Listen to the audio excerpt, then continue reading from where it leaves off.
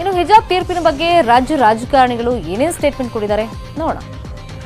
ಈ ಸದಸ್ಯ ಪೀಠ ಉಚ್ಚ ನ್ಯಾಯಾಲಯದ ಏನು ತೀರ್ಪು ಕೊಟ್ಟಿದೆ ನಾವೆಲ್ಲರೂ ಕೂಡ ಇದನ್ನ ಪಾಲಿಸಬೇಕು. ಅನುಷ್ಠಾನಗೊಳಿಸುವಂತಹ ಸಂದರ್ಭದಲ್ಲಿ ಎಲ್ಲರೂ ಕೂಡ ಸಹಕಾರವನ್ನು ಮಾಡಬೇಕು, ಶಾಂತಿಯನ್ನ ಕಾಪಾಡಬೇಕು. ಭಾರತದ ಸಂವಿಧಾನದಲ್ಲಿ ನಂಬಿಕೆ ಇರುವಂತಹ ಎಲ್ಲರೂ ರಾಜ್ಯ ಉಚ್ಚ ನ್ಯಾಯಾಲಯದ ತೀರ್ಪನ್ನ ಗೌರವಿಸಬೇಕು. ಈ ವಿಷಯವನ್ನ ಇನ್ನು ಮುಂದೆ ಅನಗತ್ಯವಾಗಿ ವಿವಾದ ಮಾಡದೆ ಧರ್ಮ ನಿರಪೇಕ್ಷಿತವಾಗಿ ನಾವೆಲ್ಲರೂ ಸ್ವಾಗತಿಸಬೇಕೆಂದು ಸಾರ್ವಜನಿಕರಲ್ಲಿ ನಾನು ಪ್ರಾರ್ಥನೆಯನ್ನು ಮಾಡ್ತೇನೆ. ಸರ್ಕಾರದ ಏನು ಸೂಚನೆ ಶಿಕ್ಷಣ ಸಂಸ್ಥೆಗಳಿಗಿತ್ತು ಅದರ ಪರವಾಗಿ ತೀರ್ಪು ಬಂದಿದೆ ಅನ್ನುವಂಥ ಸಂತೋಷ ನನಗಾಗಿದೆ. ದೇಶ ವಿದೇಶಗಳು ಬಹಳ ಗಮನಿಸ್ತಾ ಇದ್ದು ಕರ್ನಾಟಕ ಘನ ನ್ಯಾಯಾಲಯಕ್ಕೆ ನಾನು ಅಭಿನಂದನೆಗಳನ್ನು ಸಲ್ಲಿಸ್ತೇನೆ.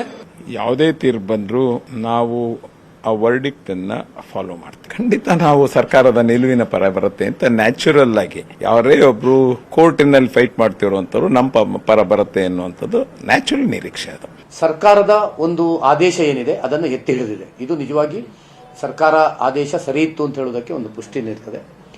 ಎರಡನೇದು ನಮ್ಮ ಕಾಲೇಜ್ ಅಭಿವೃದ್ಧಿ ಸಮಿತಿಯ ನಿರ್ಣಯವನ್ನು ಎತ್ತಿ ಹಿಡಿದಿದೆ. ಸರ್ಕಾರಿ ಮಹಿಳಾ ಕಾಲೇಜಿನ 6 ವಿದ್ಯಾರ್ಥಿನಿಯರು ಏನು ಆಕ್ಷೇಪವನ್ನ ಸಲ್ಲಿಸಿದ್ರು ಅದನ್ನ ಹೈಕೋರ್ಟ್ ವಜಾ ಮಾಡಿದೆ. ನಮ್ಮ ದೇಶದ ಹೈಕೋರ್ಟ್ ತೀರ್ಪುಗಳ ಪೈಕಿ ಮುಂದೆ ಯಾವ ಕಾಲಕ್ಕೂ ಉಲ್ಲೇಖ ಆಗುವಂತ ತೀರ್ಪಾಗಲಿಕ್ಕಿದೆ. ಇದೊಂದು ಐತಿಹಾಸಿಕವಾದಂತಹ ತೀರ್ಪಾಗಲಿಕ್ಕಿದೆ. ಡಿಸಿಷನ್ ಆಫ್ ದಿ ಹೈಕೋರ್ಟ್ ಬಗ್ಗೆ ನಾನು ಕಾಮೆಂಟ್ ಮಾಡಕ್ ಹೋಗಲ್ಲ.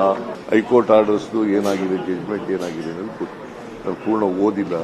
ಅದು ಓದಿದ ಮೇಲೆ ರಿಯಾಕ್ಟ್ ಮಾಡ್ತೀನಿ. ಕೋರ್ಟ್ ಆದೇಶಕ್ಕೆ ಎಲ್ಲರೂ ತಲೆ ಬಾಗಬೇಕು. ಕೋರ್ಟ್ ಆದೇಶ ಏನ್ ಬಂದಿದೆ ಅಂತ ನಾನು ನೋಡ್ತೀನಿ ಡೀಟೇಲ್.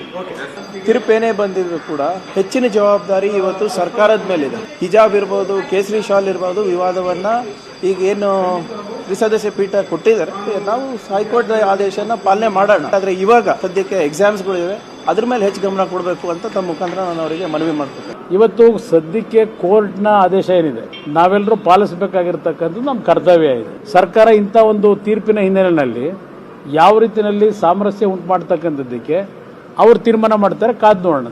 ಹೈಕೋರ್ಟ್ ಏನು ತೀರ್ಪು ಕೊಟ್ಟಿದ್ದಾರೋ ಟೀರ್ಪನ್ನು ಒಪ್ಪಿಕೊಂಡು ನಾವೆಲ್ಲರೂ ಶಾಂತಿಯುತವಾಗಿ ಮಕ್ಕಳು ಮತ್ತು ಪೇರೆಂಟ್ಸ್ ನೆಮ್ಮದಿಯಿಂದ ಶಾಂತಿಯಿಂದ ವಿದ್ಯಾಭ್ಯಾಸ ನಡ್ಕೊಂಡು ಹೋಗ್ಲಿಕ್ಕೆ ಅವಕಾಶ ಮಾಡಬೇಕು ಅಂತ ಹೇಳಿ ನನ್ನ ನಿಲುವನ್ನು ಹೇಳಿ